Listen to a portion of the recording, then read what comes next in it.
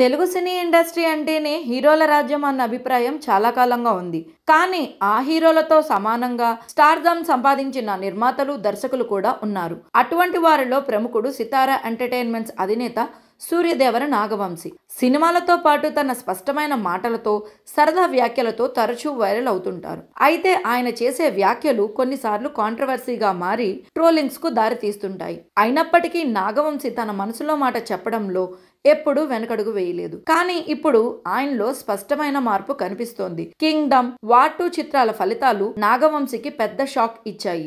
ఆ సినిమాల తర్వాత ఆయన కొంతకాలం పబ్లిక్ లో కనిపించలేదు. దుబాయ్కి వెళ్లిపోయారు అన్న రూమర్స్ కూడా వినిపించాయి. అయితే ఇప్పుడు ఆయన మళ్ళీ మాస్ జాతర ప్రమోషన్స్ తో బరిలోకి దిగారు. తాజాగా ప్రీ రిలీజ్ ఈవెంట్ లో నాగవంశి మాట్లాడిన తీరు అందరినీ ఆకట్టుకుంది. గతంలో లాగా హైప్ ఇవ్వకుండా చాలా కూల్ గా, కంట్రోల్డ్ గా మాట్లాడారు. యాంకర్ సుమ ఏదైనా చెప్పమని అడిగితే ఆయన నవ్వుతూ, ఈ జనాల ఈలలకు రెచ్చిపోయి ఏదైనా మాట్లాడేస్తా, తర్వాత మళ్ళీ వేసుకుంటారు, నాకు స్పీచ్లు అచ్చిరాలేదు, ఈసారి వద్దు అన్నారు. సుమ వదలకుండా రవితేజ సినిమాల్లో మీకు ఏది ఇష్టం అని అడిగితే వెంకీ అని సింపుల్ గా సమాధానం ఇచ్చారు. మరి మాస్ జాతర గురించి ఎందుకు మాట్లాడలేదు అని అడిగితే నాగవంశి ఇలా రియాక్ట్ అయ్యారు. ఇప్పుడు ఏమీ చెప్పను, నేను ఏదైనా చెప్పానంటే రిలీజ్ తర్వాత మళ్ళీ నన్నే టార్గెట్ చేస్తారు. ఈసారి ఆడియన్స్ ఏమంటారో వాళ్లే చెప్పాలి, అందుకే సైలెంట్ గా ఉన్నా అని అన్నారు. దానికి సుమ చమత్కారంగా, మీ తరపున నేనే చెబుతా, ఈ సినిమాలో కామెడీ ఉంది, మాస్ ఉంది, ఫైట్స్ ఉన్నాయి,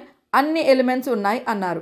దానికి నాగవంశి నవ్వుతూ, ఇవన్నీ నేను చెప్పలేదు, ఏదైనా తిట్టాలంటే సుమన్ తిట్టండి, నన్ను ఇన్వాల్వ్ చెయ్యొద్దు అన్నారు. చివరగా నవ్వుతూ, ఏది జరిగినా ఈసారి మాత్రం నేను దుబాయ్కి వెళ్ళట్లేదు, కంగారు పడకండి అని జోక్ గా కూడా అనేశారు. దీంతో నాగవంశి కమెంట్స్ సోషల్ మీడియాలో వైరల్ అవడంతో నెటిజన్స్ వివిధ రకాలుగా స్పందిస్తున్నారు. వార్ 2 షాక్ వల్ల నాగవంశి ఇప్పుడు చాలా కూల్ గా మారిపోయారు. ఇప్పుడు ఆయన నుంచి మాటలు కాకుండా పనులు మాట్లాడతాయి అని కమెంట్స్ చేస్తున్నారు. మొత్తానికి ఈసారి నాగవంశి తన స్పీచ్ తో కాకుండా తన ఆత్మ నియంత్రణతో హైలైట్ అయ్యారు.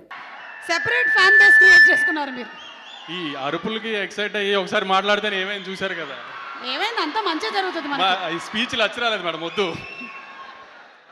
సరే, మీకు మా రవితేజ గారి సినిమాల్లో, ఈ 75 సినిమాల్లో మీకు ఇష్టమైన సినిమా ఏది? నాకు రవితేజ గారి సినిమాల్లో వెంకీ బాగా ఇష్టం. వెంకీ, అందుకే వెంకీ అట్లూరి గారు కంటిన్యూ అవుతూ ఉన్నారు, మనకి అర్థమైంది. ఓకే, అండ్ ఈ సినిమాలో మంచి కామెడీ ఉంటుందా? ఒక రవితేజ గారి సినిమాలో ఇప్పుడు నేను చెప్పినట్టు వెంకీ కానీ, ఇందాక మీరు చెప్పినట్టు ఒక విక్రమార్కుడు కానీ, లేదంటే కిక్ కానీ, అన్నింటిలోంచి మీరు ఒక రవితేజ గారి సినిమాల్లో మీరు ఏం ఎక్స్పెక్ట్ చేస్తూ వస్తారో థియేటర్కి, ఆ ఎలిమెంట్స్ అన్నీ అయితే ఖచ్చితంగా ఉంటాయి మేడం.